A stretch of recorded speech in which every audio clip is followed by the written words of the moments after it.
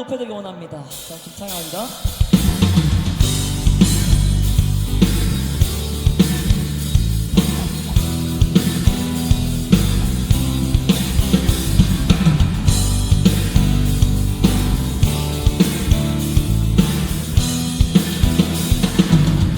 나는 주만 높이니 나는 주만 높이니 결코 내가 변치 않네 세상 모든 권세 모든 영광 십자가 앞에 다 버리고 나의 충성과 내 헌신 내 모든 소망 오직 예수 나무에 달려 죽으신 그분께 오직 우리 주께 오직 우리 주께 내 믿음 소망 찬양 받기 합당한 분또 오직 나와의 옆에 엎드려 경배하며 모두 오직 우리 주께 오직 우리 주께 내 믿음 소망 찬양 받기 합당한 분또 오직 나와의 옆에 엎드려 경배하며 모두 나를 지으시고 아버지 되시며 나를 구원하사 하늘에 상 주신 오직 우리 주님께 나 찬양 할렐루야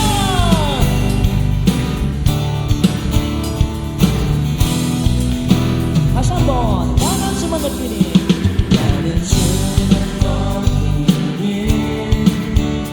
결코 내가 변치 않네 세상 모든 권세 모든 영광 십자가 앞에 다 버리고 나의 충성과 내 헌신 내 모든 소망 오직 예수 나무에 달려 죽으신 그분께 다같이 일어나셔서 선포합니다.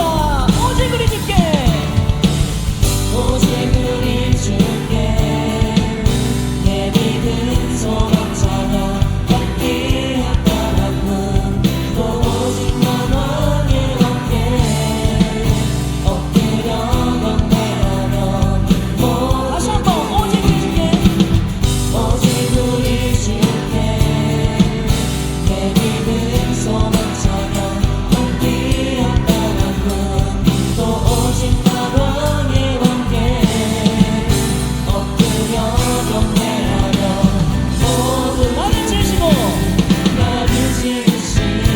아버지 되시며 나를 구원하사 하늘에 상 주신 오직 우리 주님께 나 찬양 할렐루야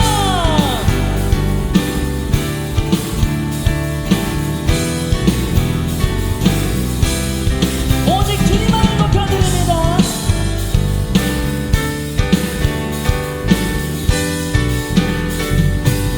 오직 우리 주께 오직 우리 주께 오직 우리 주께 오직 우리 주께 오직 우리 오직 우리 주께 오직 우리 주께 오직 우리 주께 오직 우리 주께 오직 우리 주께 오직 우리 주께 오직으로 오직 우리 오직 우리 주께 오직 우리 주께 오직 우리 주께 나를 지으시고 아버지 되시며 나를 구원하사 하늘에 장 주신 오직 우리 주님께 나 찬양하리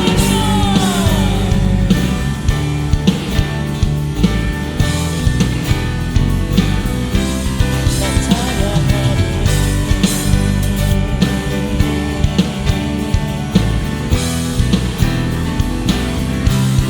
나 찬양하리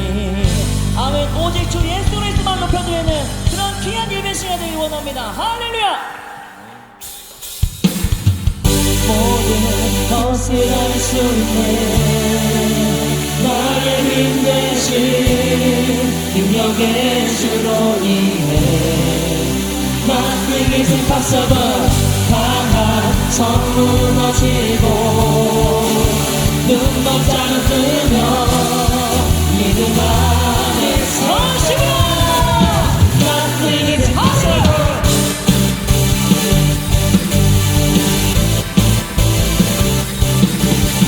우리 시간 힘차게 던지며 신나게 사랑합니다. 모든 대로 살지 않고 느낌대로 살지 않는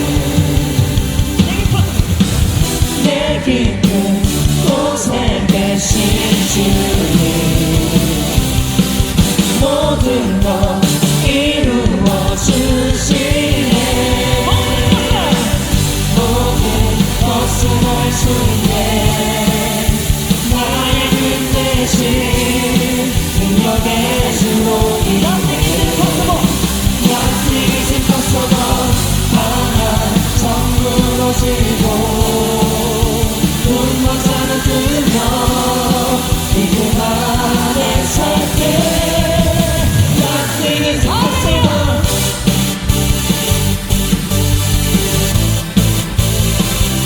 주님 안에서는 불가능한 것이 없음을 믿습니다. 보는 대로 살지 않고 보는 대로 살지 않고 느낌대로 살지 않고 우리의 깊은 곳에 계신 주님을 찬양합니다.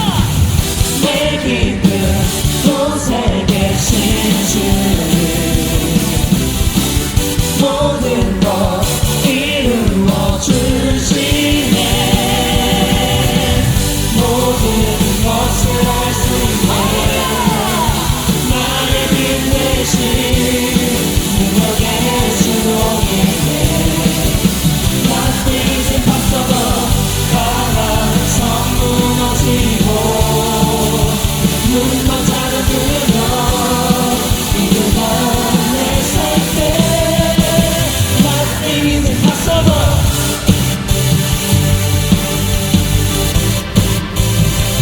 주님 안에서는 불가능한 것이 없음을 믿습니다. 오직 주님 안에 믿겠습니다. I believe. I believe, I believe, I believe, I believe in you. I believe, I believe, I believe, I believe. 전심으로 I believe, I believe, I believe, I believe. 마지막으로 I believe, I believe, I believe, I believe. 모든 것을 할 수 있네. 나의 힘 대신 능력의 주로 인해 Nothing is impossible. 강한 성 무너지고 눈먼 자는 뜨며 믿음 안에 살게 Nothing is impossible. I believe, I believe, I believe, I believe in you. I believe, I believe, I believe, I believe in you. I believe, I believe, I believe, I believe in you. I believe, I believe, I believe, I believe in you.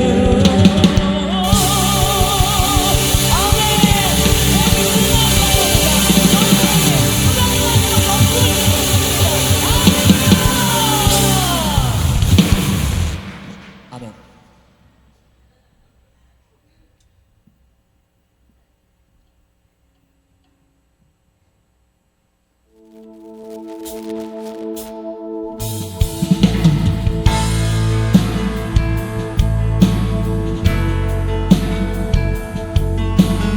오늘 드리는 찬양의 가사가 저희의 단 한 가지 소원이어 있습니다. 오직 주님만을 찬양하며 나아가는 그러한 귀한 우리 예수의 모든 지체들이 되기를 원합니다.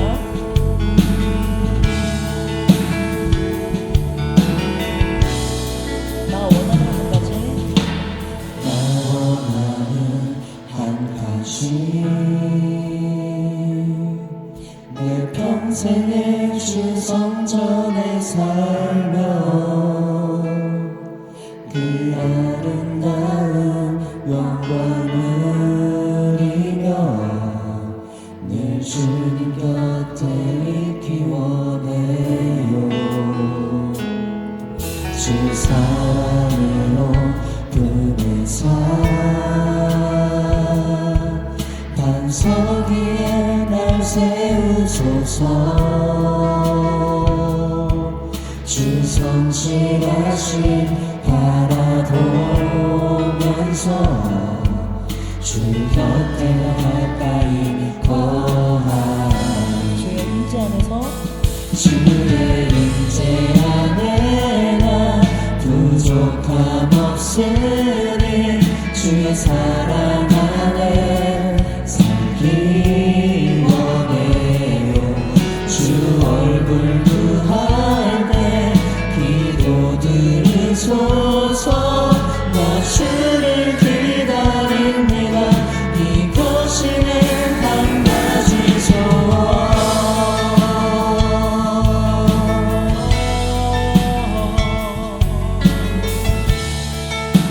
우리 다시 한번 처음으로 부르겠습니다.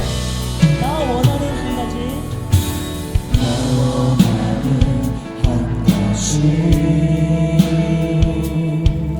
내 평생에 주 성전에 살며 그 아름다운 영광 누리며 늘 주님 곁에 있기 원해. 주 사랑으로 품어주시옵소서. 주 사랑으로 부르사 반석 위에 날 세우소서. 주 성실하심 바라보면서 주 곁에 가까이 거하리. 주의 임재 안에 주의 임재 안에 나 부족함 없으니 주의 사랑 안에 살기 원해요. 주 얼굴 구할 때 기도 들으소서. 나 주를 기다립니다. 이것이 내 한 가지 소원. 주의 임재 안에 나 부족함 없으니 주의 사랑 안에 살기 원해요. 주 얼굴 구할 때 기도 들으소서. 나 주를 기다립니다. 이것이 내 한 가지 소원.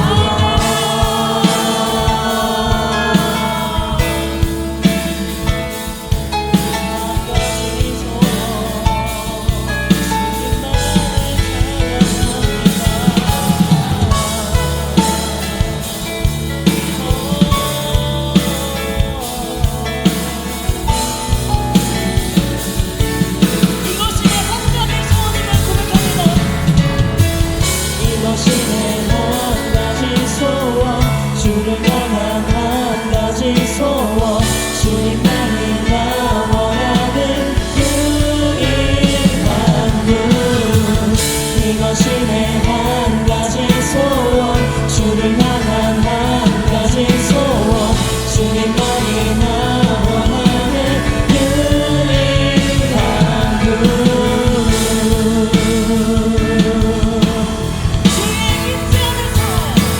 주의 임재 안에 나 부족함 없으니 주의 사랑 안에 살기 원해요.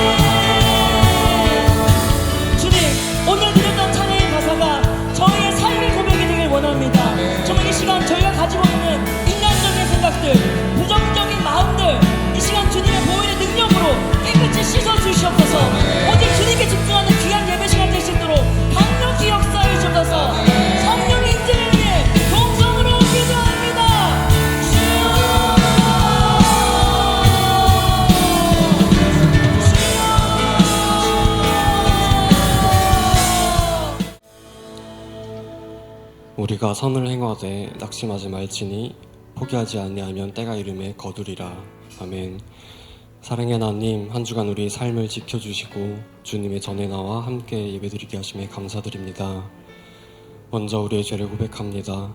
나의 것과 나의 능력이 아님에도 나의 힘과 열심으로 살려 했던 교만한 마음을 내어놓습니다. 작은 편안을 위해 하나님의 인도하심에 온전히 순종하지 못하고 때로는 타협하며 합리화하던 모습을 고백합니다. 이 시간 우리에게 회개의 심령을 허락하사 기억하지 못하는 죄까지 낱낱이 회개하게 하시어 모든 문제를 주님께 맡겨드리게 하여 주시옵소서. 우리 교회의 비전을 위해 기도합니다. 온 성도들이 같은 말, 같은 마음, 같은 뜻으로 하나 되어 150명의 선교사와 1500명의 셀리들을 세워가는 두 날개 1100 비전을 향해 달려가게 하여 주시옵소서. 제자 삼는 세계 비전 안에서 본을 받고 본을 보이게 하시고 제자 되고 제자 삼으라 하신 주님의 뜻을 이루게 하여 주시옵소서. 준비 중인 박주환 예비선교사님이 말씀 안에서 강력히 훈련되게 하시고 거룩한 부담감 가운데 두려움과 흔들림 없이 굳건하게 나아가게 하여 주시옵소서. 또한 온 성도들이 비전 아래 하나 되어 보내는 선교를 감당하는 영광을 누리게 하시고 기도와 재정이 넘쳐나게 하여 주시옵소서.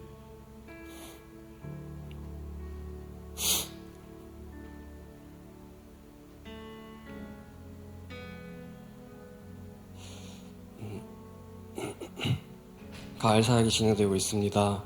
처음 주신 마음 잃지 않고 우리가 먼저 복음의 능력을 누리게 하시고 힘을 잃지 않고 끝까지 기도로 나아가 풍성한 열매 맺게 하여 주시옵소서. 교회 공동체를 위해 기도합니다. 우리 예일교회 공동체가 부흥회로 주신 은혜와 능력을 잊지 않고 누리며 구별된 삶을 살게 하시고 보내신 자리에서 삶의 예배를 드릴 수 있는 믿음과 능력을 허락하여 주시옵소서. 하나님 나라 가치관으로 하나 되는 주께서 보시기에 기쁘신 공동체가 되게 하시고 낮은 곳에서 서로를 섬기는 사랑의 공동체 되게 하여 주시옵소서. 삶의 연단되는 자리에서도 주께서 우리를 그곳에 보내셨음을 잊지 않고 각자의 자리에서 하나님의 뜻을 이루기 위해 더욱더 기도하며 주님만을 바라보기 원합니다. 삶의 자리에서 무시로 기도하고 새벽 기도와 철야 여러 기도의 자리 가운데 깊이 구하며 목사님과 교육자 또 서로를 위한 기도가 끊이지 않는 말씀과 기도가 넘쳐나는 예일교회 되게 하여 주시옵소서. 교회의 리더 되시는 담임 목사님을 위해 기도합니다. 목사님의 영역과 체력을 더하시어 지치지 않고 맡기신 일들을 능히 감당하게 하시고 악한 영들로부터 보호하사 영육간을 강건하게 하여 주시옵소서. 성령의 능력과 지혜로 충만하게 하시어 주신 말씀을 온전히 선포하게 하여 주시고 목사님의 가정 안에 사랑과 평강이 넘쳐나게 하여 주시옵소서. 그 가정을 통해 주님의 사랑과 영광이 나타나게 하여 주시옵소서. 드려지는 예배를 위해 기도합니다. 예배를 준비하는 모든 손길들을 기억하시고 축복하사 더욱 능력 부어주시고 맡기신 사명을 감사함으로 감당하게 하여 주시옵소서. 성령의 능력으로 말씀 선포되어 심령이 회복되고 말씀의 은혜를 풍성 누리는 예배되게 하여 주시옵소서. 마치는 시간까지 우리의 생각과 마음을 온전히 주님께 맡겨드리기 원합니다. 주신 말씀을 마음으로 받아 성령 충만하게 하시고 한 주간 보내신 자리에서 삶의 예배드리는 예배자로 살게 하여 주시옵소서. 감사드리며 사랑과 은혜가 많으신 예수 그리스도의 이름으로 기도드립니다. 아멘. 자, 우리 하나님의 말씀 같이 보겠습니다. 하나님의 말씀은 여호수아서 4장 1절로 9절 말씀. 오늘 뭐 복잡한 게 되게 많죠. 내일 다음 돌아오는 주부터 이제 전도 축제가 3주간 시작이 돼요. 그래서 여러분 주보에 들어있는 거 보면은 기도 릴레이, 전도 릴레이 두 가지를 3주간 동안 일주일에 하나씩 한 번씩 이렇게 참석하는 거죠. 그래서 여러분이 원하는 시간에 기도 릴레이 써주시면 저 뒤에 있는 기도실에서 1시간씩 일주일에 한 번 1시간씩 자기 기도 시간을 채우는 게 기도 릴레이입니다. 그리고 전도 릴레이도 똑같아요. 전도 시간들이 거기 써 있는데 거기 전도 릴레이 계속 와서 나가서 같이 오신 분들하고 함께 전도지 들고 나가기도 하고 백지 전도도 하고 이렇게 하는 거예요. 그러니까 3주 동안 하면서 목장 모임에서 같이 해서 지금 행복 모임 8주차, 9주차이신 분들도 있죠. 그런 분들은 계속해서 행복 모임을 하다가 우리 이제 3주 동안 전도 축제라고 4주차에 다 초청해서 함께 예배 드리는 거예요. 그렇게 해서 함께 하시면 되는데 기가 막힌 건 다음 주가 추수감사주일이에요. 항상 추수감사주일과 저기 전도 축제가 겹쳤어요. 어떻게 날짜가 이렇게 정확하게 맞더라고요. 매번 이래서 오늘도 우리가 좀 새로운 방법들을 강구해서 지금 이렇게 하고 있는 거고요. 그 다음에 뭐가 있었죠? 그 광고에? 저 광고 저기가 없어갖고. 화장실 청소. 그렇죠. 화장실 청소? 화장실 공사. 화장실 공사. 학교 다닐 때 화장실 청소 많이 하셨구나. 저 많이 지각 많이 했나 보다. 화장실 청소하는 거 보니까. 그래서 화장실 공사하는 거. 그다음에 그 바로 위에 또 뭐가 있어요? 성령 충만 금요기도회. 그래요. 이번 금요일 날도 1년에 딱 2번 하는 성령 충만 금요기도회. 정교인 성령 충만 금요기도회입니다. 그래서 뭐 따로 뭐 성령 충만 받기 위해서 뭐 기도원 가고 그럴 필요 없이 이럴 때 가서 성령 충만 같이 받으시고 그렇게 신앙생활을 힘있게 감당하면 좋겠습니다. 자, 우리 같이 한 절씩 교도하겠습니다. 그 모든 백성이 요단을 건너가기를 마치며 여호와께서 여호수아에게 말씀하여 이르시되 그들에게 명령하여 이르기를 요단 가운데 제사장들의 발이 굳게 선 그곳에서 돌 12를 택하여 그것을 가져다가 오늘 밤 너희가 유숙할 그곳에 두게 하라 하시니라.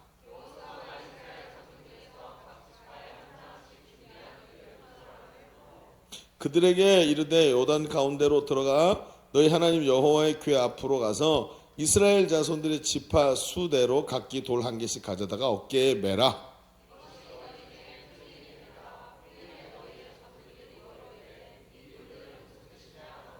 그들에게 이르기를 요단 물이 여호와의 언약궤 앞에서 끊어졌나니 곧 언약궤가 요단을 건널 때에 요단 물이 끊어졌으므로 이 돌들이 이스라엘 자손에게 영원히 기념이 되리라 하라 하니라.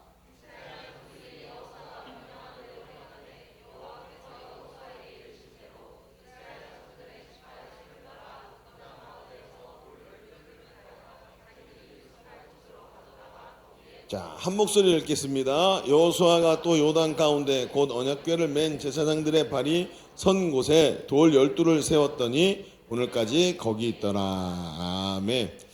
자, 우리 앞에도 잠깐 얘기했듯이 다음 주가 추수감사절이에요. 이 절기라는 거 이제 절기를 맞이해서 그러니까 추석 절기 이렇게 하듯이 그런 시즌이 왔다는 거예요. 우리가 이제 연말이 되기도 하고 추수감사절 그러면 11월 셋째 주니까 연말이기도 하고 한 해를 돌아보고 우리 하나님의 삶 가운데 주신 이런 감사를 찾아내는 그런 시간들이죠. 근데 우리 교회는 절기를 한 주간 먼저 절기에 대한 말씀을 한 주 앞서서 같이 나눠요. 그래서 어떻게 하냐면 다음 주에 있을 그 절기를 한 주간 동안 더 잘 준비하고 절기의 유익을 누리게 만들려고 미리 절기를 하나 앞당겨서 한 주간 앞당겨서 말씀을 먼저 나누게 됩니다. 바라기는 오늘도 이렇게 같이 말씀을 나누면서 이번 추수감사주일도 하나님 앞에 감사가 회복되는 그런 귀한 절기가 되기를 바랍니다.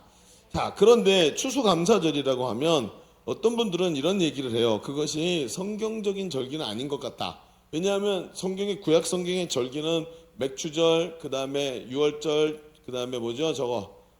수장절 이 세 가지를 얘기를 하는데 추수감사절이라는 것은 미국의 그 청교도들이 처음 이 아메리카 대륙에 가서 수확을 얻어서 하나님께 감사드린 것이 그 예배드린 것이 이제 기인하기 때문에 성경적 근거가 부족하다 이런 말씀을 하시는 분들도 가끔 있어요. 그런데 그것은 하나만 알고 둘은 모르는 거예요. 무슨 얘기냐면 절기라는 것은 거기에 의미가 더 중요한 거예요. 그러니까 우리가 한번 생각해 보세요. 크리스마스가 언제예요? 12월 25일이죠. 여러분 12월 25일이라고 어디 써 있어요? 없어요. 아무 데도 써 있는 데가 없어요. 그냥 정한 거예요. 그날로. 언제인지 우리는 알 수 없으니까. 어쨌든 그날로 정해서 그날을 예수님이 탄생하신 날이라고 축복하고 그 의미를 우리가 누리는 거 아니에요? 그러니까 이 의미를 깊이 있게 알아야 되는데 이걸 모르고 그냥 율법적으로 날짜만 세고 있는 이런 의미는 이런 것은 감사절의 절기의 개념이 잘못된 거예요. 그래서 절기는 말이죠. 기본적으로 매해 같은 날 어떤 행동이나 의식을 계속 똑같이 반복하면서 그 의식이 보여주고 있는 그 의미를 잊지 않고 되새기고 기리게 하는 것이죠. 그게 절기 속에 반복되는 절기의 이유가 그겁니다. 물론 추수감사절도 그 중에 하나인데 그렇다면 도대체 추수감사주일은 어떤 의미를 우리에게 주려고 하는 것일까요? 물론 거기에는 감사, 추수라는 힌트가 되는 단어들이 있지만 이것만 갖고 우리가 하나님이 원하시는 추수감사절의 의미를 찾아내기가 어렵다는 거죠. 하나님은 우리가 이 추수감사절을 통해 어떤 의미를 회복하고 무엇을 잊지 않기를 바라시는 것일까요? 오늘도 이 반복되는 절기 속에서 오늘 우리는 추수감사주의를 맞이했는데 이 의미를 새롭게 발견하고 절기를 통해 하나님의 은혜를 깊이 있게 발견하는 우리 젊은이들이 되기를 바랍니다. 자, 그러면 오늘은 말씀을 같이 나눌 때 주제를 감사라는 주제로 잡고 갑시다. 그러면서 이 감사라는 것과 굉장히 주제에 연결이 되는 게 뭐냐면, 여러분 아이러니하지만 감사에 있어서 핵심 주제는 시간이에요. 이게 좀 이상하죠. 시간이 감사에 있어서 굉장히 중요한 주제가 돼요. 그래서 오늘 우리는 과거와 미래라는 입장에서 이 감사를 좀 같이 두 가지로 오늘 말씀을 좀 나눠보려고 합니다. 주보를 좀 펴서 3면을 보시면 오늘 말씀의 제목은 감사의 기념비라는 제목으로 이렇게 과거와 현재에 대한 이야기를 좀 해봅시다. 감사에 대해서. 자, 첫 번째 이렇게 써보세요. 과거를 보며 감사. 그렇죠. 첫째 옆에 써 있죠. 위에 과거를 보며 감사 해놓고 우리는 먼저 기념비를 세우게 하시는 이유를 알아야 합니다 하고 써놓읍시다. 자, 과거에 대한 감사, 그리고 우리는 먼저 기념비를 세우게 하시는 이유를 알아야 합니다.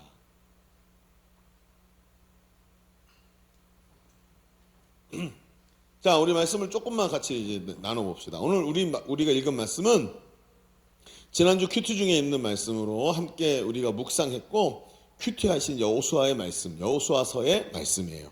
근데 그 큐티를 했는데 얼굴들은 다 이렇게 처음 보는 듯한 그런 느낌들, 지울 수가 없네. 그래요. 그러면 하나님은 여호수아에게 요단강을 건너라는 역사적인 명령을 하세요. 근데 요단강을 앞에 넘어가면 가나안 땅이고, 이제 넘어가지 않으면 아직 가나안 땅에 못 들어간 거죠. 그런데 가나안 땅에 들어가라는 명령을 하세요. 그런데 이스라엘 백성은 제사장이 어깨에 맨 언약궤를 따라 기죠? 요단강으로 들어가요. 성경에 보니까 하나님께서 제사장들에게 언약궤를 메고 그 제사장들이 요단강에 들어가라 이렇게 얘기를 한 거예요. 근데 보니까 성경에 보니까 요단강이 그때가 범람하는 시기예요. 그래서 물이 별로 없어서 발목에 자작자작 찬 이 요단강이 아니고, 이 요단강은 지금 어떠냐면 우리말로 하면 한강 둔치까지 물이 다 찬 거예요. 그렇게 물이 많은 시기인데 이 요단강의 제사장이 발을 딱 들여놓기 시작하니까 막 흐르던 물이 갑자기 저쪽에 떡 멈추더니 성경에 보니까 벽을 이루면서 댐처럼 물이 적체가 되기 시작하는 거예요. 그렇게 되면서 물이 딱 막혔다는 거죠. 그래서 그 이스라엘 백성 60만이나 되는 이스라엘 백성이 그 요단강을 마른 땅처럼 지나가게 되는 장면이 성경에 나오게 됩니다. 그렇죠. 그런데 이 백성이 이게 무슨 뜻입니까? 드디어 수백 년에 걸친 하나님의 약속이 성취되는 장면이죠. 하나님이 아브라함에게 약속하셨던 그 약속, 모세에게 주셨던 그 약속이 드디어 우리 눈앞에서 성취되는, 내가 그 땅을 너와 내 자손에게 주리라, 그 땅에 들어가게 하리라 하신 장면들이 딱 일어나는 거죠. 얼마나 감격스러웠을까요? 그런데 오늘 성경에 보니까 하나님은 그 강을 건너온 이스라엘 백성에게 이상한 명령을 한 가지를 하세요. 그게 뭐냐? 백성들이 다 건너고 아직 제사장들이 맨 언약궤가 강에 있었어요. 무슨 얘기죠? 그러면 언약궤가 딱 있으니까 물이 멈추고 백성들이 다 옆으로 지나갔어요.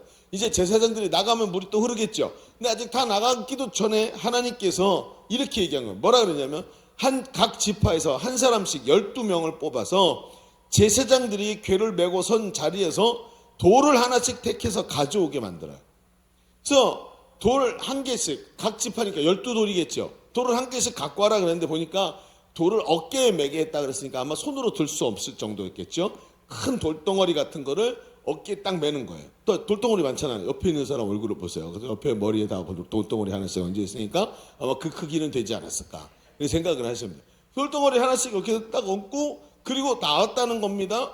그렇죠. 그러니까 작은 돌은 아니었을 거예요. 그리고 그 돌들을 모아두게 하셨어요. 왜냐하면 돌들 계속 그 돌들 그렇게 표현하고 있는 걸 보면 그걸 무더기로 모아서 일종의 돌 무더기나 돌탑을 쌓게 한 거예요.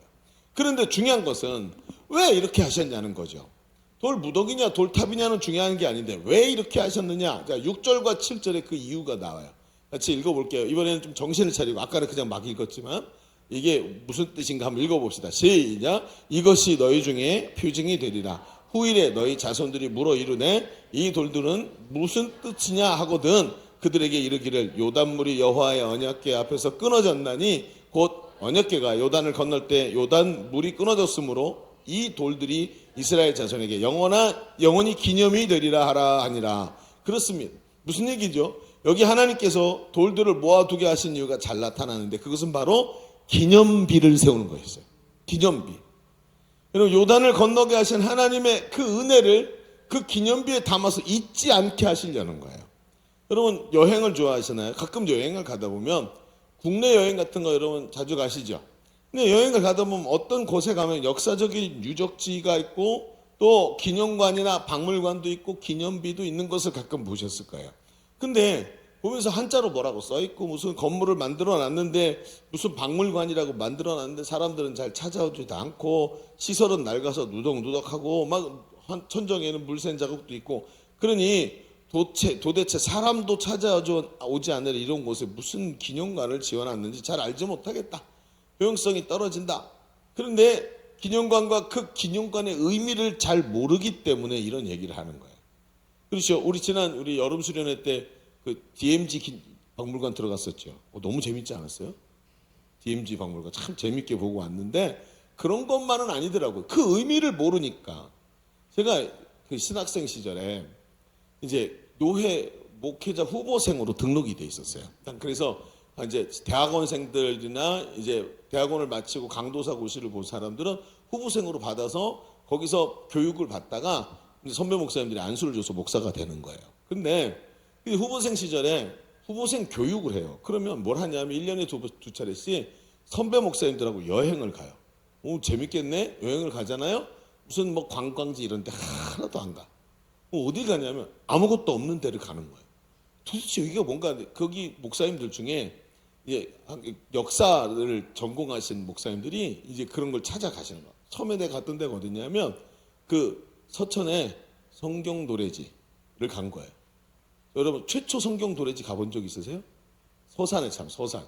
그 서산에 가면은 부둣가가 있는데 부둣가에 쫙 간 거예요. 그래서 여기 분명히 바닷가에 오긴 왔는데 해수욕장도 아니고 뭐 대단한 등대가 있는데도 아니고 그냥 부두에 배들이 어선들이 있고 거기에 막 이렇게 어구들 그 뭐라 그래 그 그물을 쌓아놓고 뭐 이런 거예요. 그래서 여기를 왜 왔나 했더니 그 목사님이 인선하는 목사님이 여기쯤인데 이러는 거예요. 막 찾아보니까 어구들 막 치우고 거기 쌓여져 있던 뭐 이렇게 바구니 같은 거 치우고 나니까 그 뒤에 비석이 하나 나오는 거예요. 그러니까 그 사람들이 그 비석 때문에 거기다가 뭘 못 갖다 놓으니까 어구들을 막 쌓아놓아서 비석 그 자리를 자기들이 쓰고 있는 거죠. 그래서 그 어구들을 다 치우니까 비석이 나오는데 그게 뭐라고 써있냐면 최초 성경 도래지. 그러니까 외국인 선교사들이 와갖고 여기서 한국 사람한테 성경을 처음으로 넘겨준 자리라는 거예요. 그래서 역사적인 기념이 되는 곳이라고 하면서 거기 가갖고 그 아무도 보지 않던 그 비석 근처에 서가지고 강의를 듣는 거죠. 이게 바로 그때 그것이다. 그러면서 막 1시간씩 같이 얘기를 나누고 그러면 이제 우리는 교실에서 들었던 게 있고 배웠던 게 있으니까 그게 너무 신기한 거예요. 이게 아무것도 아닌 것 같은데 이게 너무 재밌어서 그걸 들여다보는. 지난번에는 어떤 있었는데 강화도 쪽을 갔는데 강화도 쪽에 갔더니 이제 목사님들이 앞장서서 막 산 위로 올라가는 거예요. 등산을 하나. 그러고 갔더니 여기쯤인데 어딨지? 막 또 그러는 거야. 봤더니 이게 사람들이 돌아보지 않았고 풀이 많이 자라고 풀섭에 숨겨져 있었다. 그러니까 낫을 갔더라고요. 그리고 낫을 가지고 풀섭을 다 해치고 잘라내니까 그제서야 낡은 비석, 잘 보이지도 않는 비석이 나오는데 거기에 여기서 순교하신 분의 그 선교사님들의 그 순교에 대한 기념비가 여기 있는 거예요. 너무나 유명한 사건. 그러면서 왜 기념비가 여기 있게 됐는지 쫙 설명을 해주는데 이게 너무 감동이 되는 거예요. 야, 우리는 이렇게 편안하게 이렇게 전해준 복음을 듣고 구원받고 하나님의 은혜를 누리고 대한민국 전체가 여러분 예수 믿는 사람이 1,000만 명, 4천만 명일 때 우리 인구가 4천만일 때 예수 믿는 사람의 숫자가 1,000만 명 있어. 그러면 그건 뭐죠? 여러분 인구의 4분의 1이 예수를 믿는다는 것은 그 영향력이 엄청나다는 거예요. 그 영향력 때문에 여러분 보세요. 지금 아시아 전체를 보세요. 이렇게 민주주의가 이렇게 화려하게 꽃을 피운 나라가 어디 있나? 다 전체주의지. 그리고 다 불교나 그런 유교적 전통에 의해 얽매여서 사람들 얽매고 있지. 우리처럼 이렇게 자유로운 나라가 어디 있나 보세요. 다 배경이 어디 있어요? 복음에서부터 온 거예요. 근데 그걸 보면서 자기 생명 바쳤고 그렇게 하신 분들의 그 내용들을 보면서 그제서야 이 기념비가 의미가 보이기 시작하는 거예요. 그러면서 거기서 같이 기도회를 하고 그분의 업적과 생애를 기리면서 너무 감사한 마음. 이런 것들로 그렇게 훈련을 받았던 기억이 나요. 여러분, 기념비가 얼마나 중요한지 아세요? 의미를 모르면 아무것도 아니지만 그 의미를 알기 시작하면 하나님께서 역사 속에서 이루신 일들이 보이기 시작하는 거예요. 그래서 기념비가 그렇게 중요한 겁니다. 여러분, 그래서 여행 갈 때는 아는 만큼 보이는 것, 그거 아시죠? 아는 만큼 보이는 거예요. 많이 연관, 챗GPT가 있잖아요. 그분에게 여쭤보세요. 성령님 바로 밑에서 우리를 가르쳐 주시는 분이에요. 얼마나 중요한데 물어보세요. 그럼 그걸 의미를 알기 때문에 보이는 게 있어서 즐겁고 기쁜 거예요. 여러분, 혹시 기억나세요? 영화 중에, 예전에 영화 중에 부당거래라는 영화가 있었어요. 기억나세요? 그 영화의 주인공이 누구예요? 유승범이죠. 유승범. 주인공인가요? 근데 거기서 형사로 나오지 않나요? 검사? 검사구나. 그렇죠. 형사가 아니고 검사래. 제가 이제 기억이 잘 안 나서 물어본 거예요. 근데 거기에 아주 유명한 대사가 하나 있죠. 그 부당거래에서. 그래서 제가 보는 장면을 보니까 그 후배랑 같이 유승범이 대포집에서 술을 한 잔 기울이면서 이런저런 푸념 얘기를 하다가 세상이 너무 뭐라 그럴까, 이렇게 어처구니 없이 돌아가는 얘기를 하면서 이런 얘기를 해요. 야, 너 그거 아니야? 그래서 후배한테 호의가 계속되면, 사람들에게 호의가 계속되면 그게 권리인 줄 안다? 사람에게 호의가 계속되면, 내가 그 사람에게 호의를 베풀고 잘해주잖아요? 그럼 그 사람이 고마워 처음엔 그러다가 그게 당연한 게 된다는 거예요. 권리인 줄 안대요. 그리고 그렇게 안 해주면 계속해서 왜 안 해주냐고 따지기 시작하고 너 부당하다고 얘기를 한다는 거예요. 나에게 준 호의를 넘어서 그걸 권리인 줄 알게 되고 나에게 그만큼 못해주면 부당하다고 얘기하더라는 거예요. 너 정의롭지 못하다고. 여러분, 사람의 문제가 여기 있죠. 우리는 예수님의 십자가에 흘리신 보혈로 구원받았어요. 멸망에서 생명으로 우리의 운명이 바뀌었어요. 기뻐하고 감사하며 살아야 되는데 문제는 시간이 지나면서 이 은혜와 사랑이 당연한 권리로 여겨지고 하나님의 그 크신 계획 가운데 일어났던 어마어마한 수많은 사람들의 희생과 그 우리를 위해서 흘린 예수님의 피가 우리에게 권리로 여겨질 때가 있는 것을 보는 거예요. 그러니까 어때요? 이게 뭔지 도대체 이해가 안 되는 거예요. 비석을 보면서도 도무지 이해가 안 되는 거예요. 기념비를 세웠는데 이해가 안 되는 거예요. 여러분, 하나님의 백성이 나를 사랑하셔서 베푸시는 하나님의 은혜를 당연한 자기 권리로 여기는 것만큼 더 큰 문제는 없는 것입니다. 그 순간부터 감사가 사라지고 자기 권리를 주장하기 시작해요. 그게 호의라고 은혜라고 말하지 않고 내 권리라고 말합니다. 하나님께 이렇게 말해요. 하나님, 나 열심히 신앙생활 했으니까 당연히 하나님이 나에게 은혜 베풀어 주셔야죠. 내가 이렇게 기도 많이 했잖아요. 동전을 집어넣는 거예요. 내가 이렇게 기도 많이 했잖아요. 그러면 불이 들어온 걸 딱 누르면 밑에서 캔이 퉁 하고 떨어져야 되는 거 아니냔 말이에요. 하나님 기도응답 이렇게 주시는 거 아니에요? 왜? 내가 구원받은, 값없이 구원받은 예수 그리스도의 생명값으로 내가 대신 살아난 것을 잊어버리고 사는 거예요. 그리고 나니까 어때요? 하나님 앞에서 은혜를 받을 권리가 있다고 생각하면서 내가 이만큼 하나님 앞에 충성했으면 나에게 이걸 주셔야 된다고 생각하는 거예요. 하나님은 사람이 이렇게 망각하는 존재라는 것을 너무 잘 알고 계셨어요. 지금은 하나님을 찬양하고 요단강에 갈라지고 기적이 보이고 기뻐하지만 그들이 눈에 보이는 것에 몰두하다가 하나님의 베푸신 은혜를 잊어버릴 것을 아신 거예요. 그래서 돌을 모아놓게 하시고 그것을 볼 때마다 네 자식들에게 이것을 설명해 줘라. 네 자녀들에게 이 오늘의 이 기쁨과 감격을 잊지 말고 설명해 줘서 너희가 오늘 나에게 감사하는 것처럼 그들도 나에게 감사할 수 있도록 기념비를 세워라. 이게 지금 하나님이 하신 말씀인 거예요. 그리고는 어떻게 되죠? 나중에 가면 있잖아요. 시간이 많이 흘러요. 그리고 여호수아서 저 뒤로 흘러가면 지금 이렇게 젊고 힘 있는 여호수아가 노인이 된 장면이 나와요. 24장에 가면. 그래서 큐티를 잘 하세요. 앞으로. 그래서 24장까지 큐티를 쭉 끌고 가면 은혜가 될 거예요. 근데 그 24장에 가면 그 노인이 된 여호수아가 힘이 하나도 없는데 이스라엘 백성의 우두머리들을, 이 각 지파의 우두머리들을 세겜으로 불러 모아요. 세겜에 뭐가 있어요? 하나님의 성막이 거기 있어요. 세겜에. 그 성막을 더 이상 가나안 땅에서 딴 데로 가지고 가지 않으니까 자 불러 모으는데 그때가 언제예요? 지금 이 여호수아가 마지막 유언을 하는 거예요. 근데 이미 이 이스라엘 가나안 땅은 다 점령했고 이 백성들에게 다 나눠줬고 그들은 벌써 파종하고 자기 밭으로 삼아서 다 거기서 자기 유업을 받았어요. 유산을 물려받은 거예요. 자기 유업을. 그러면서 하나님만 그런 상태에서 이 지금 여호수아가 이스라엘 백성들 우두머리를 불러 모아요. 그리고 여호수아서 24장 14절에 이렇게 말해요. 그 노인네가 그러므로 이제는 여호와를 경외하며 온전함과 진실함으로 그를 섬기라. 너희의 조상들이 강 저쪽, 강은 요단강이죠. 강 저쪽이면 뭐예요? 이쪽으로 가나안 땅 들어오기 전에, 그렇죠. 강 저쪽과 애굽에서 섬기던 신들을 치워버리고 여호와만 섬겨라. 그러면 무슨 얘기죠? 하나님이 이 땅을 다 주셨는데도 지금 어떻게 된 상태예요? 아직도 우상을 숭배하고 있는. 하나님, 성경에 여러분, 우리는 우상 숭배하면 하나님을 안 섬기는 것이다라고, 그렇지 않아요? 성경에서 하나님 가장 가증하게 여기는 게 뭐예요? 겸하여 섬기는 거예요. 그래서 마치 바람 피우듯이 음탕하게 남편이 둘이 있는 이런 상태의 모습을 자꾸 하나님 묘사하시는 거예요. 그러니까 하나님은 나의 하나님이신데 돈은 요 주머니 속에 뭐가 있어요? 드라빔, 우상이 있는.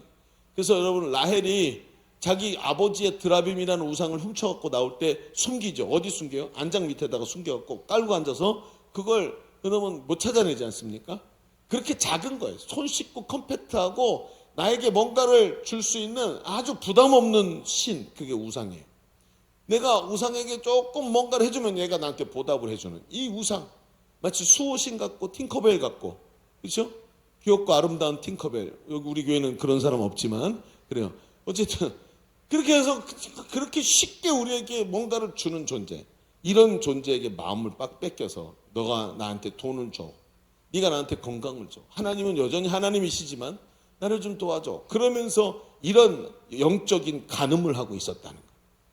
그런데 하나님은 그들의 마음을 정하게 하시려고 그렇게 불러 모으셨어요. 얘들아 와봐. 그리고 다 불러 모은 거예요. 그리고 이야기를 꺼냅니다. 아주 자세하게 예전 아브라함 시대부터 시작해서 오늘에 이르기까지 이스라엘을 위해 하나님이 하신 일을 드라마틱하게 이야기를 합니다. 그때 기억나니? 하나님께서 아브라함을 부르셨지, 그리고 이삭과 야곱에게 말씀하셨지, 하나님이 이렇게 하셨지 하면서 그 이야기를 쭉 하는데, 그 이야기에 이 대장들이 다 쭉 빨려 들어가 이야기를 듣습니다. 무릎을 탁 치며 얘기합니다. 아, 그땐 그랬지 하면서 함께 사진을 보듯이 옛날 일을 리얼하게 들여다보는 거예요. 하나님은 대하 드라마를 보듯이 그들에게 기억이 살아나게 하십니다. 야곱과 요셉을 인도하셔서 애굽에 피신하게 하시면서 이 백성을 살려내셨고, 애굽에서 400년이나 있게 하시면서 큰 민족을 하나님 약속하신 대로 이루시고, 그리고 애굽을 탈출하게 하시는데 애굽의 군대를 피하게 만드시려고 홍해를 가르시고, 가나안 정복 전쟁에서 저 여리고성을 무너뜨리시고, 어마어마한 전쟁마다 매 전쟁마다 승리하게 하시던 장면들을 하나하나 떠올리게 하시면서 하나님이 약속을 지키시고 말씀대로 시행하시라는 하나님이라는 확신을 가지게 만드는 거예요. 여러분, 이걸 보고 뭐라고 하는지 아십니까? 이걸 보고 우리가 하는 말이 뭐냐면 간증이라고 하는 거예요. 간증. 하나님이 나한테 이렇게 하셨다? 기억나니? 하나님 나한테 이런 은혜를 주셨다? 기억나니? 그렇죠? 그걸 간증이라고 해요. 간증이라는 용어는 이게 종교 용어가 아니에요. 요즘에는 밈에 뭐 간증한다, 간증 집회한다, 뭐 이런 얘기 많이 나오더라고요. 그게 아니에요. 교회에서 쓰는 용어가 아니라 간증은 사실은 법정적 용어예요. 증인이 나와서 있는 사실 그대로를 증언하는 것을 간증이라고 얘기해요. 그러니까 교회에서 쓸 때는 공동체가 함께 경험한 하나님의 은혜를 그대로 말하고 증언합니다. 여러 가지 사건과 시간 속에서 잊혀졌던 그 은혜를 다시 끄집어내서 하나님이 하신 일을 말하고 드러내고, 다른 사람과 다른 입장에서 또 듣고, 그 사람의 마음에서 주신 하나님의 은혜를 내가 듣고 하면서 내 속에 잊어버리고 심지어 깨닫지 못했던 것까지 다시 회복시키고, 그 간증을 통해서 아 맞아, 하나님 이런 분이신지 하고 망각에서부터 다시 하나님의 은혜를 찾아내게 만드는 것, 이걸 보고 간증이라고 얘기하는 거예요. 여러분, 성경은 마귀를 거짓의 아비라고 얘기하고 있어요. 심지어 제 것으로 거짓말을 하는데, 어디서 들은 거 가지고 살짝 바꿔서 거짓말을 하는 게 아니라 얘는 거짓이 뱃속에서부터 샘 솟듯이 퐁퐁 솟아나. 그래서 거짓이 얼마나 많은지 이 거짓 때문에 사람들이 다 속는 거예요. 그리고 엉뚱한 짓을 하게 만듭니다. 성도들이, 그는 지금 성도들에게 거짓말합니다. 그 마귀가 지난 하나님의 은혜를 어둠 속에 묻어버리고 하나님께서 너를 위해 일하신 적이 없다라고 마귀가 얘기하죠. 여러분, 하와에게 왔던 마귀가 뭐라고 얘기합니까? 저걸 먹어도 죽지 않는다라고 말하지 않습니까? 하나님 뭐라 그래요? 정령 죽으리라, 반드시 죽는다 그랬는데 마귀의 말을 계속 그 거짓말을 듣고 나니까 하와가 뭐라고 말합니까? 죽을까 하노라, 죽을지도 몰라 라고 바꾸기 시작하는, 그게 거짓의 아비가 하는 짓입니다. 마귀가 계속해서 하나님과 내가 상관이 없고 네가 어둠 속에 끌려 들어갔고 하나님은 너에게 관심이 없다. 왜냐하면 네가 죄를 지었기 때문에 지난주에도 네가 죄를 또 지은 것을 하나님 알고 계시고 너를 굉장히 유감스럽게 생각하신다고 말하면서 그 거짓말로 우리와 하나님 사이를 갈라놓으려고 하고 있습니다. 단절시키려고 그러고 있어요. 마귀는 속이고 의심하게 하고 단절하게 만들어서 우리를 하나님으로부터 멀어지고 죄악으로 가도록 끌고 갑니다. 그러나 여러분 알고 계십니까? 간증은 이 마귀의 거짓말을 성령의 능력으로 깨뜨리게 만듭니다. 하나님이 하신 일을 말하기 시작하면서 마귀가 간증을 듣는 사람의 말에 귀에다가 했던 거짓말이 자꾸 거짓말이라는 걸 드러내게 만들어요. 그의 거짓말이 드러나니까 어두운 방에 불이 켜지고 어둠 속에서 안 보이던 것이 보이면서 이게 이렇게 생겼어? 이게 이런 거였구나. 이 거짓말이었네 하면서 마귀의 가짜뉴스가 드러나고 선명한 하나님의 일들이 드러나요. 여러분 보세요. 얼마나 여러분 핸드폰을 들고 여러분은 그 좁은 방 안에 갇혀서 그 핸드폰 속에서 나오는 마귀의 가짜뉴스를 얼마나 많이 들었습니까? 일주일 내내 가짜뉴스만 들어. 세상이 최고야, 돈이 최고야, 하나님은 너한테 지금 네가 하나님께 관심이 없는 것처럼 하나님도 너에게 관심이 없어. 마귀한테 얼마나 많이 얘기를 듣고 속았습니까?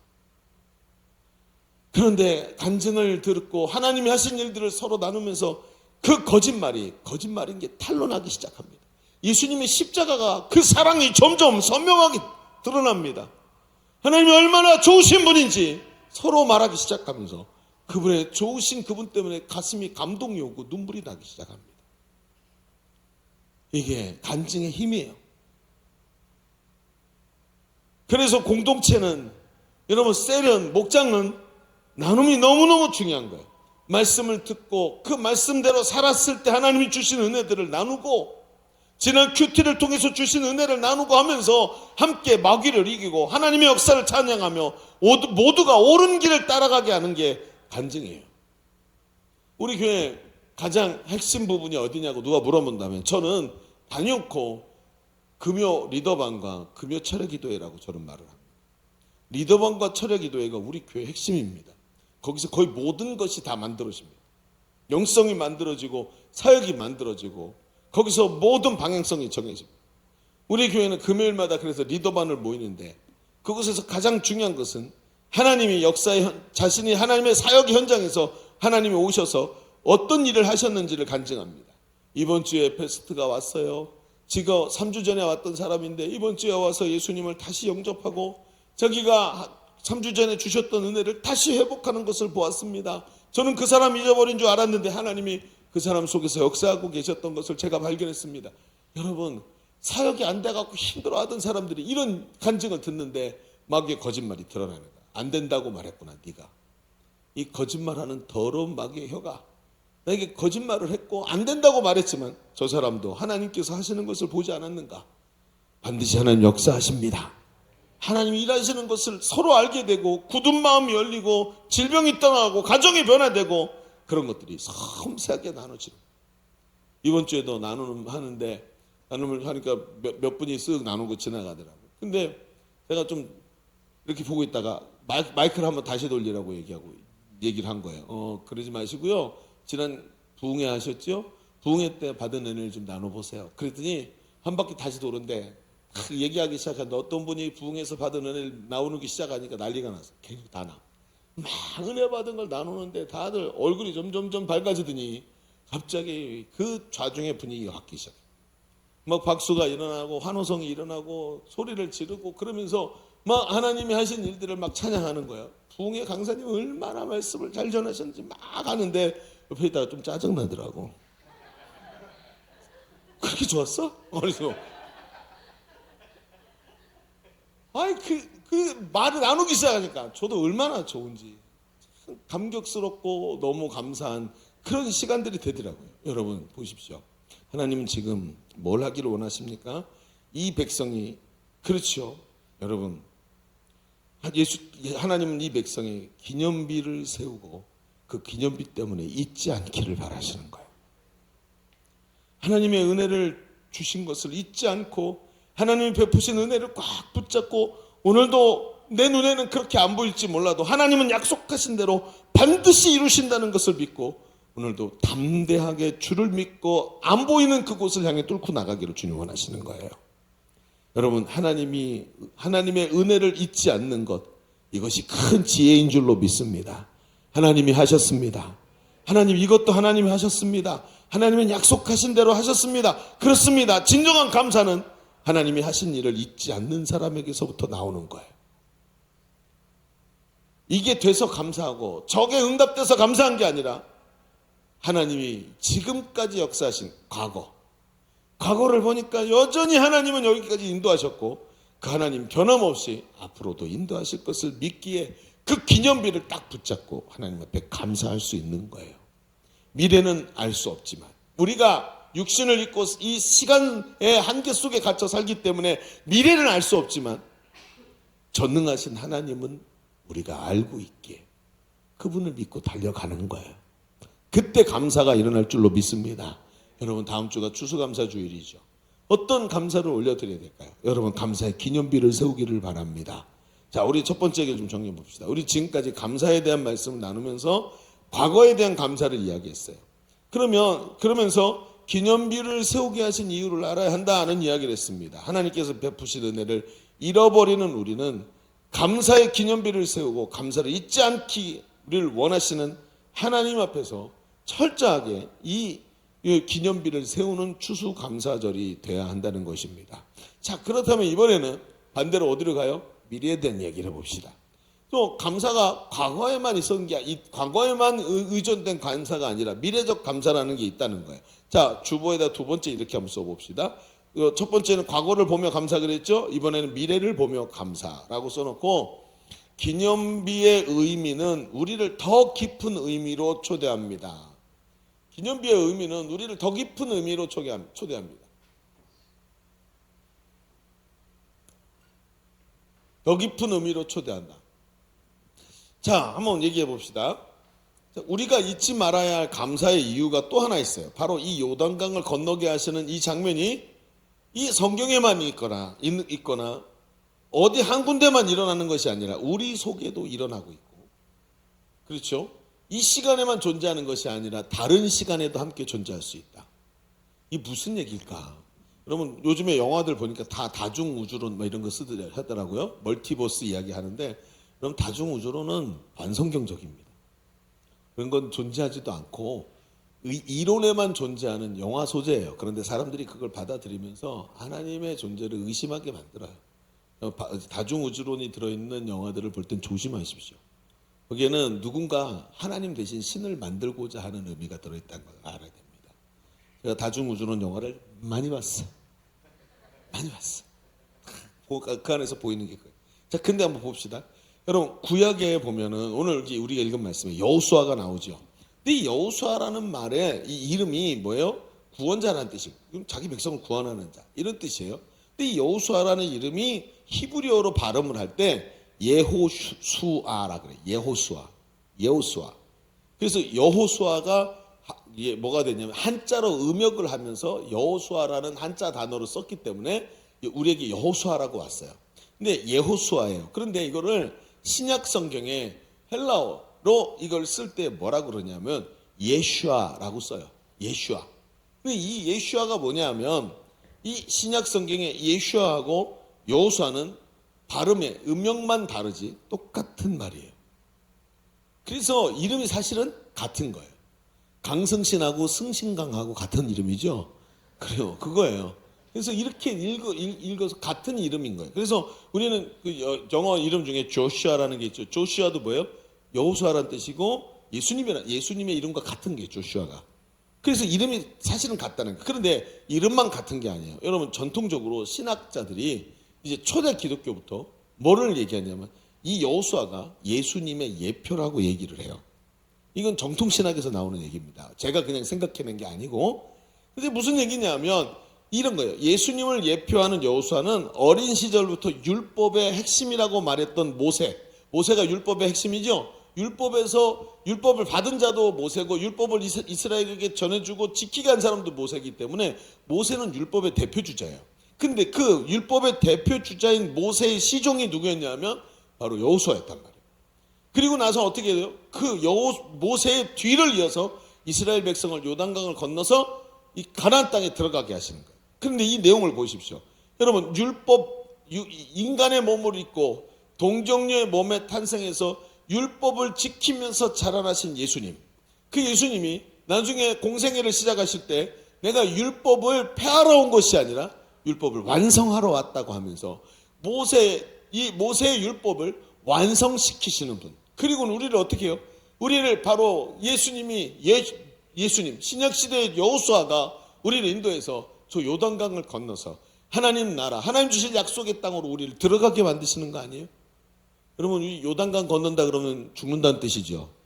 그거 잘못된 거예요, 여러분. 요단강을, 왜 우리 장송곡 중에 성경 찬송가에 보면 장례 찬송 중에 요단강 건너가 만나리 이렇게 얘기 있어서 요단강 건너는 거 죽는 것이다. 그게 아니에요. 요단강 죽으면 의미하는 게 아니야. 잘못 알고 있으면 안 돼. 무슨 뜻이죠? 요단강 건넌다? 하나님의 약속의 땅으로 들어간다라는 뜻이고 승리한다는 뜻이에요. 예수님이 우리를 승리로 인도하시는 분인 줄로 믿습니다.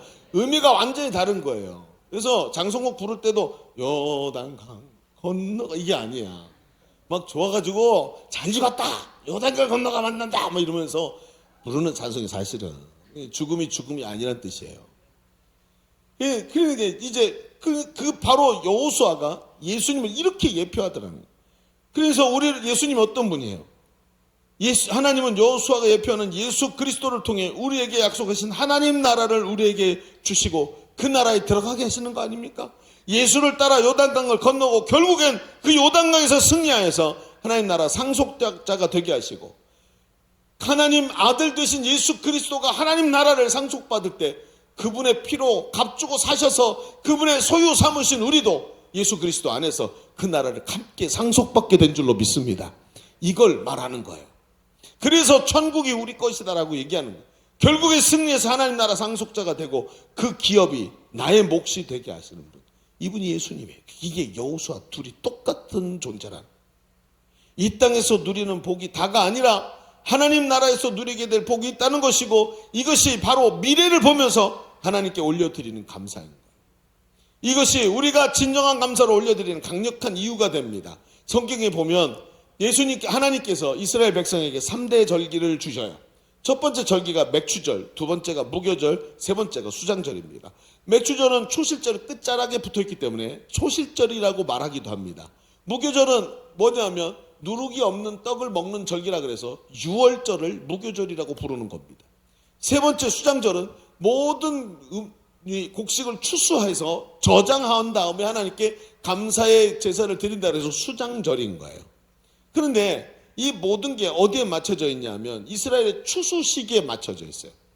여러분 보십시오. 이스라엘은 추수의 시기가 길어요. 첫 번째 추수는 초실절에 합니다. 그런데 이 초실절에는 별로 추수할 게 없어. 일찍이 추수해서 볼이 약간 나오는 이 정도 곡식이에요. 그런데 이걸 적은 곡식을 해가지고 하나님께 하나님 감사합니다. 적지만 하나님의 은혜로 우리는 저 광야에 있던 떠돌이였는데 우리를 이렇게 땅을 주시고 약속하신 대로 이렇게 하나님이 주신 땅에서 곡물을 거두었습니다. 하나님께 드리는 첫 번째 추수인 거예요. 그 다음에 또 다른 추수가 있고 그 다음에 또 다른 추수가 있고 그러다가 맨 마지막에 수장절 마지막 대추수의 시기에 다 거둬들인 다음에 추수할 것을 창고에 저장하고 하나님께 예배를 드리는 거예요. 그런데 여러분 이게 뭐죠? 영적인 추수의 날을 그대로 말하고 있지 않습니까? 이 절기가 처음 예수를 믿어서 우리는 초실절의 열매처럼 거둬졌지만 이 초실절의 열매는 아이러니하게 여러분 보세요. 처음 거둔 열매는 저 과거에 힘들었는데 하나님 그래도 이렇게 은혜 주셔서 조금이나마 얻었어요. 이게 아니죠. 초실절은 화살표가 어디로 가 있냐면 과거가 아니라 사실은 미래에 가 있어요. 초실절은 그 다음에 이 사람들이 뭘 생각하죠? 수장절을 생각하게 돼 있어요. 초실절은 화살표가 수장절로 가 있어. 그리고 그 수장절, 즉 대추수가 일어나는 그날, 성경에 써 있죠. 그날 어떤 날이죠? 예수님께서 이런 비유를 들어요. 어떤 원수가 밭에 와서 가라지를 뿌리고 갔어요. 종들이 주인에 가서 말해요. 와, 주인이요, 지금 밭에 가라지가 같이 자라고 있습니다. 우리가 저 가라지들을 다 뽑을까요? 그랬더니 주인이 뭐라 그래요? 뽑지 마라. 어떻게 할까요? 우리 추수할 날이 있는데 그 추수할 날 함께 추수하도록 그거 뽑다가 알고까지 상할라 걱정되니까 그냥 가자. 그래 놓고 추수할 날 어떻게 해요? 대추수의 날 낫을 들어서 그것들을 다 베요. 베가지고 곡식은 따로 빼서 어디에? 창고에 하늘에. 그러면 가라지는 따로 빼서 아궁이에. 이게 대추수의 날이에요. 이 날을 바라보고 있는 게 바로 수장절이에요. 알곡과 가라지로 나눠서 알곡은 창고로 가라지는 아궁으로 들어가면 이것이 우리의 미래라는 거예요. 이날 바로 하나님은 자기 백성을 축복하시는 날이에요. 그래서 이 땅에서 수장절, 즉 추수감사절은 단순한 풍요의 감사가 아니라 구원받아 하나님의 자녀요, 그리스도와 함께 천국의 상속자 되게 하신 것에 대한 감사가 이 속에 들어있는 거예요. 그래서 뭐예요? 미래에 대한 감사. 미래에 대한 감사. 우리의 기념비에 단순히 하나님 여기까지 인도하신 분이 하나님이십니다 라고 말하는 것뿐만 아니라 이걸 넘어서 하나님 앞으로 저 대추수의 날 우리를 하나님의 나라에 들어가게 하시고 하나님이 우리에게 약속하신 그 면류관을 우리의 조슈아, 우리의 여호수아 되시는 예수님을 따라서 들어가서 그것을 얻게 하신 것을 나는 오늘도 감사합니다 하면서 그 기념비를 거기 세우게 만드시는 거예요. 그래서 추수감사절의 감사는 내 손에 뭐가 있느냐를 바라보면서 감사하는 것이 아니라 그걸 넘어서 오히려 앞으로 주실 하나님 나라를 바라보면서 미래의 감사를 세울 수 있는 거예요. 저는 말이죠, 이제 말씀을 이제 좀 마무리하겠습니다. 여러분, 제가 어려서 저희 아버지가 목사님이셨어요. 당시 목사님들은 말이죠, 선교사님들이 시골 곳곳에 세우는 교회들이 다 비어 있어가지고 그 성도들은 있는데 목사님이 없는 교회가 많아서 시골에 가면 주일날 5번씩 4번씩 5번씩 옮겨가면서 다른 교회마다 설교를 하셔야만 했었어요. 그래서 그 당시에 김치선 목사님이란 분이 우리나라 전체 동네가 28,000개였거든요. 28,000 동네에 가서 우물을 파라 라는 말씀을 그 유명한 어록이 있어서 그걸 붙잡고 시골 교회로 가서 섬기는 일을 했어요. 그래서 제가 어렸을 때 우리 부모님이랑 많은 곳에 아기 때 같이 가서 이렇게 사역하는 현장에 있었어요. 그러다가 제가 이제 나이를 먹고 장성해가지고 초등학교에 들어가게 된 거예요. 그러니까 초등학교 들어가게 됐는데 이제 인생을 알 나이가 됐잖아요.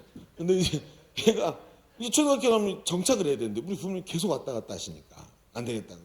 이제 저를 이제 서울에 할머님과 함께 살면서 잠실에서 살게 하셨고, 아버지는 막 도시다가 나중에 역곡에 오시게 된 거예요. 그때는 역곡에 비포장도로였어요. 진창에 있었고. 근데 그곳에 오셔서 딱 봤는데 교회가 지하 예배당에 가운데 기둥이 뜩 서 있는 거예요. 지금 양쪽에 있으니까 감사한 거예요. 가운데 있으면 목사님 얼굴이 안 보여.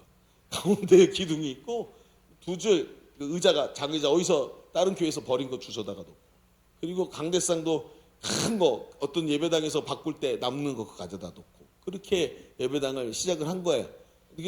근데 그걸 개척한 강도사님이 한 분 있었는데 강도사님이 미국으로 유학을 가면서 이 교회를 두고 간 거예요. 성도가 3명인가 있었는데 그 성도 3명이 그냥 우리는 어디 가야 되나 하고 있는 그런 교회였어요. 거기에 딱 한 가지 새 거가 하나 있었는데 피아노가 업라이트 피아노 한 대가 새로 사가지고 거기 있었는데 그거 할부 계속 남아있는 거. 근데 이놈의 지하실이 있잖아요. 이놈의 지하실이 비만 오면 물이 새네. 물이 그냥 조금 새는 게 아니라 무릎까지 막 허리까지 지하실이니까 막 들어오는 거예요. 그래서 새벽기도 딱 오면 문을 탁 열면은 피아노하고 수영을 하다가 오셨어요? 막 이렇게 인사를 하는 거야. 네. 그런 곳에서 이제 사역을 하신 거죠. 그러면서 힘들게 사역하다가 제가 나중에 그때 참 너무 아버지가 힘들게 하시니까 제가 청소년 시절에 마음에 트라우마가 생겨요. 가난, 목회 이퀄 가난 이렇게 생각을 했었거든요. 그래서 이제 막 도망가고 그랬었는데 나중에 제가 신학교를 가게 되고 그리고 군대에 갔어요. 군대에 갔을 때 그때쯤 우리 교회가 지하실에서 나와서 2층 교회로 가고 2층에서 한 칸 더 구입해갖고 좀 크게 예배당을 확장하고 이런 시기였는데, 그러다가 군대를 갔는데 가서 이 예배당을 건축하는다라는 얘기를 들었어요. 그리고 저는 우리 교회로 돌아오지 않고 10년을 다른 곳에서 사역을 하고 거기서 다른 교회 목회자로 이제 부임을 하려고 준비를 하고 있었던 거죠. 생각을 하고. 그러다가 우리 교회에서 부르셔서 와달라고 부르셔서 오게 됐는데 10년 만에 돌아오게 된 거예요. 근데 그 돌아오기 전에 이야기를 듣는데 이 건물을 지을 때 우리 여러분 역곡이 어떤 데인지 아시죠? 서울과 인천 사이에, 그것도 부천도 한쪽 끝이에요. 그렇죠? 여러분 저쪽에 송내동에 있는 그 고속도로 있고 거기 골프장 있고 개발 안 되죠? 여기 똑같이 개발 안 되는데 여기 집값이 엄청 쌌어. 그러니까 여긴 전부 가난한 사람들이 사는다. 그러니까 이 건물을 짓는데 뭐가 있겠어, 사람들이.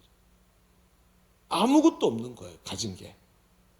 그러니까 하나님께 작정 헌금을 하고 작정을 해놓고도 헌금 드릴 게 없고 막 이 사람들이 어떻게 했는지 아세요? 자기 집을 팔았어. 월세, 집 있는 사람은 집을 팔아서 전세로 가고, 전세 있는 사람은 전세를 빼서 월세로 가면서 그거 건축 헌금으로 들어서 이거 맞는 거예요. 제가 그 얘기를 다 들었어요. 얼마나 제가 그 얘기를 들으면서 얼마나 가슴이 많이 아팠는지. 여러분 제 앞에 계셨던 원로 목사님은 어떻게 하셨는지 아세요? 평생 처음으로 그렇게 가난뱅이로 사시다가 신도시가 개발되면서 신도시에서 그 아파트를 하나 이렇게 청약을 한 거예요.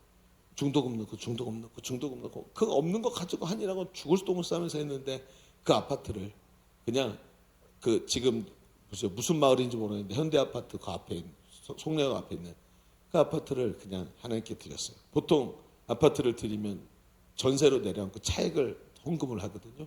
다 드렸어. 잠잘 데가 없잖아. 어떻게 했는 줄 아세요? 우리 교회 옥상에다가 유리로 비닐하우스 같은 유리 하우스를 지어 거기다가 이제 스티로폴 끼워가지고 벽지 발라고 집이라고 거기서 사셨어. 10년을. 그래서 얻은 게 뭔지 아세요? 5 식구 온 가족이 비염에 걸렸어. 단체로 세트로. 지금도 비염 때문에 얼마나 코를 풀었는지 우리 막내 동생은 여기 눈 주변이 까매 아직도 너구리라는 별명을 갖고 있어. 저도 새벽 기도 때 하면서 코 풀잖아요. 목사님이 거기서 사셨구나 그렇게 아시면 돼요. 제 비염은 거기서 얻은 거예요. 제가 다 봤어요. 지금도 이 예배당이 너무 가슴에 아픔으로 다가와. 그럼 이런 예배당이 어디 있어요? 예배당이 네모나지도 못해. 병신같이. 이게 뭐야 이게. 기둥이 4개나 안 써. 이 지하에. 오죽 자리가 얼마나 사각지대가 많은지 이 조그만 예배당에 왜 스크린이 3개나 필요하냔 말이야. 사각지대가 많아갖고 단 거예요. 아니 3개요? 요 앞에 있는 것까지 합치면 몇 개요? 4개요. 여기 벽에 있는 것까지 합치면. 저 위에서 여기 또 안 내려다 보니까 이게 지금 한 예배당 같은 공간인지 아닌지 알 수가 없어. 근데 저는 이 예배당이 너무 가슴이 아프고 사랑스러운 거예요. 왜? 여기 기념비거든, 이게. 그분들의 기념비고 그분들의 눈물이고 아픔이고 여기서 이 강단에서 그 당시만 해도 강대성이 있으면 여기 무릎 꿇고 그 방석 하나 놓고 무릎 꿇고 목사님들이 기도하셨거든요. 그 밤새도록 뒤집어 쓰고 추우니까 전기장판 깔아놓고 여기서 철야 기도를 하면서 몇 날 며칠씩 하나님 이 건물 문제 해결해 주세요 하면서 기도하셨던 곳이 여기거든요. 여러분 하나님이 이렇게 말씀하셨어요. 얘들아 돌을 하나씩 가져와라.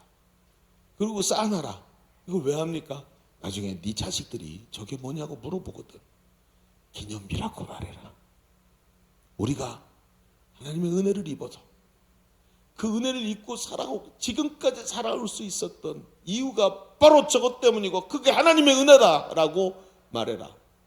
네 자식들이 보고 따라가게 해라. 따라가게. 저는 이 예배당이 저에겐 큰 기념비예요. 예배당에서 새벽마다 기도할 때마다 저는 저 자신에게 게으름을 용납할 수가 없고 저 자신이 하나님의 사명을 버리고 다른 생각을 할 수가 없도록 만드는 엄청난 기념비가 바로 저는 이 예배당이에요. 여러분은 어떠십니까? 우리의 과거를 돌아봐도 하나님의 은혜요. 미래를 봐도 감사할 일밖에 없는 게 우리 인생 아닙니까?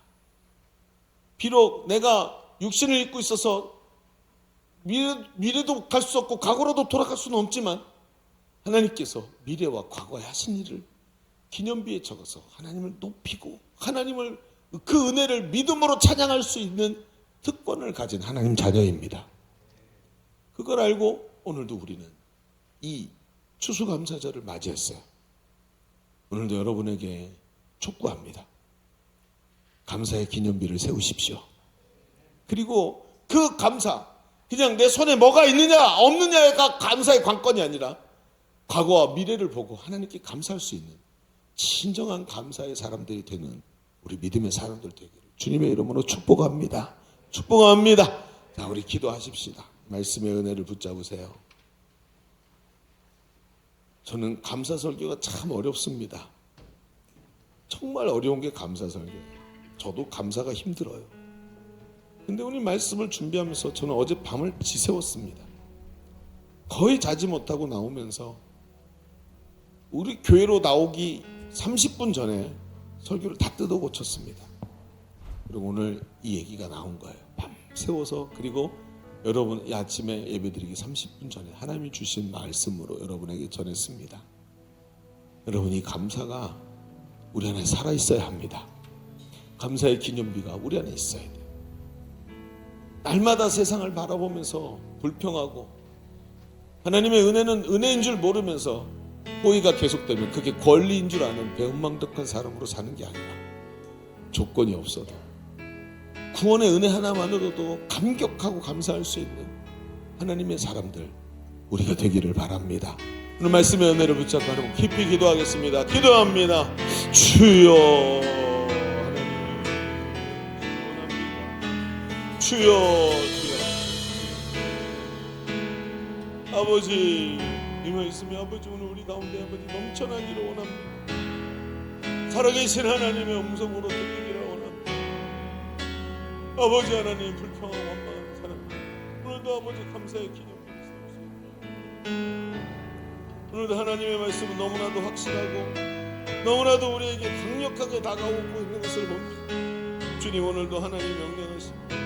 아버지 하나님 오늘도 그 당연한 것이 아니라 오늘도 우리 가운데 악한 마귀 거짓말을 넘기고 감사의 자리에 설 수 있는 우리가 되게 하여 주옵소서. 아버지 만족하는 하나님의 은혜를 아버지 우리 다시 한번 기도합시다. 여러분 두 손을 하나님께 올려드리십시오.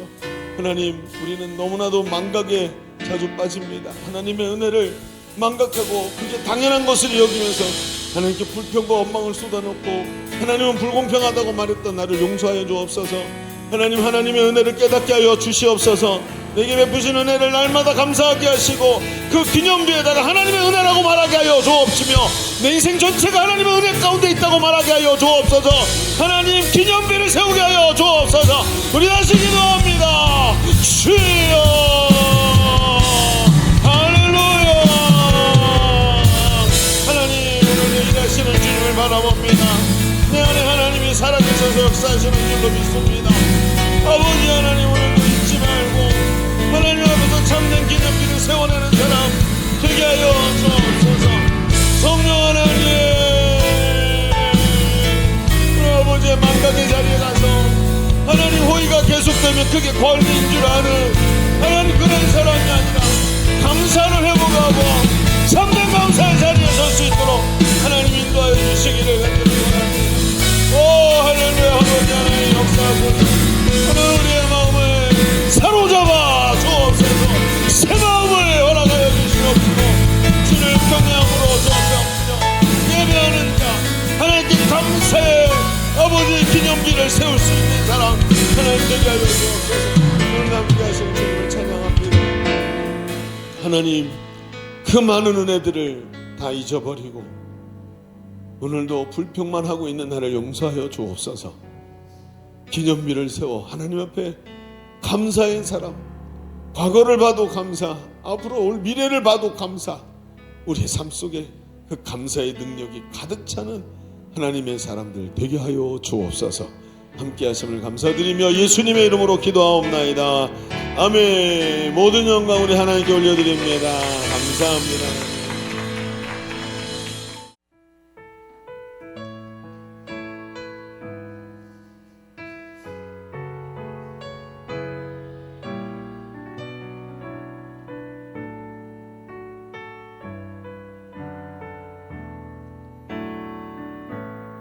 주님 나를 부르셨네. 주님 나를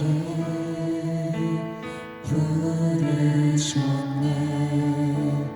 놀라운 사랑으로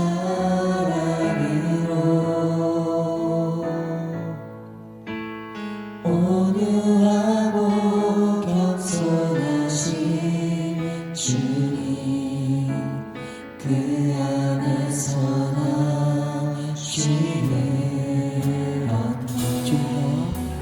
주님 나와 함께하네.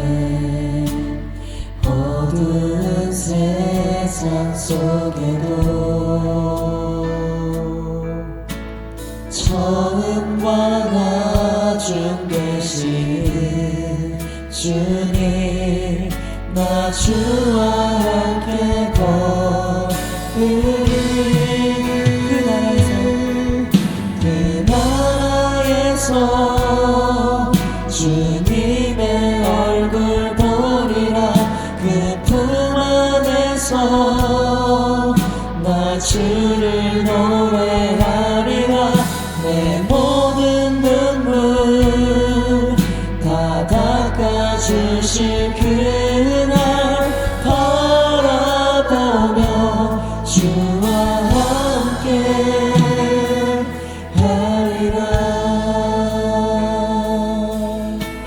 저희를 부르신 주님을 다시 한번 고백합니다.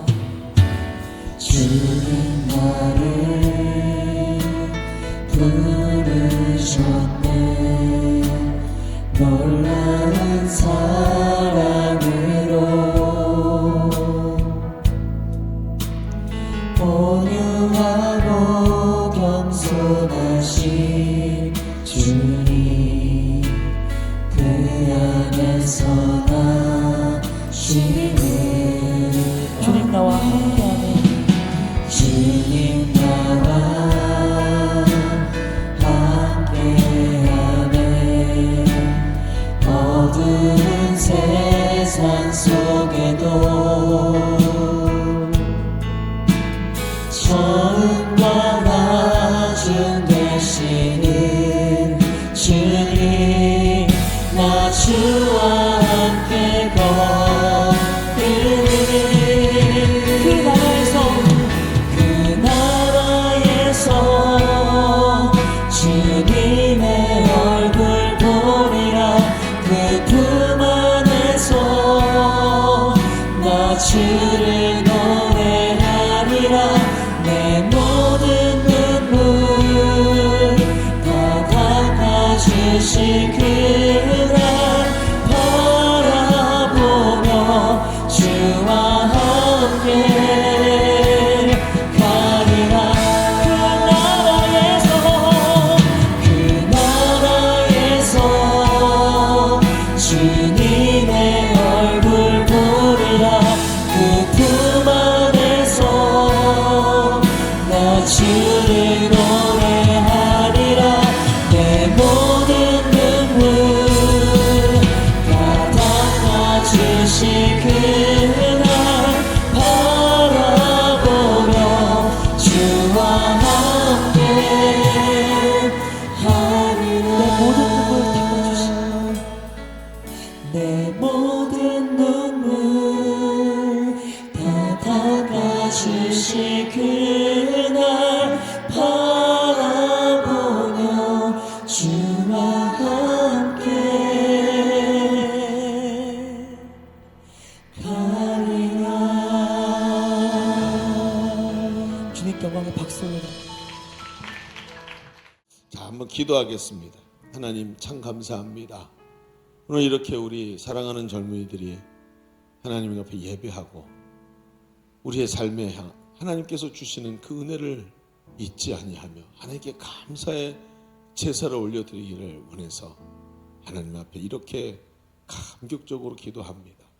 하나님, 오늘의 말씀처럼 되는 역사가 일어나게 하여 주옵소서. 말씀에 순종하게 하시고 하나님의 음성에 귀 기울여 우리의 삶이 변화되는 역사가 일어나게 하여 주옵소서. 오늘도 이렇게 귀한 예배 올려드리며 하나님, 주님 앞에 예물을 가지고 나왔습니다. 하나님, 쓸 것이 너무나 많아 빠듯하고 드릴 수 없는 상황이 분명히 발생하지만 그럼에도 주님의 것을 구별했고 나의 왕 되신 하나님께 내가 드릴 수 있는 가장 소중한 것들을 들고 나와 주 앞에 드립니다. 하나님, 나의 예물을 받아 주옵소서. 주님 받으시고 그 예물의 제물의 향기를 받으시는 주님, 오늘 내 마음의 중심을 담아 드렸사오니 나의 향기를 받으시고 기뻐하시고 하나님, 두 손을 들어 우리의 삶을 향해 축복하여 주옵소서. 저들의 삶이 평생이 궁핍하지 않게 하시고 하나님께서 사랑하셔서 주시는 은혜가 매 순간마다 넘치게 하여 주옵소서. 오늘도 돌아가는 발걸음 지켜주시고 한 주간도 주의 은혜 가운데서 승리하게 하여 주옵소서. 이제는 억만 죄악 가운데서 우리를 구원하신 아버지 하나님의 사랑하심과 예수 그리스도의 그 희생하신 은혜와 성령님의 오늘도 우리 가운데 내주하시고 교통하시고 함께 하시는 그 사랑이 오늘 모여 예배하는 모든 우리 젊은이들 머리 위에, 저들의 삶과 일주일 동안의 삶 위에, 모든 사역의 현장 위에 이제로부터 영원토록 함께 계시기를 간절히 축원하옵나이다. 아멘. 우리 하나님께 영광의 박수 올려드립니다.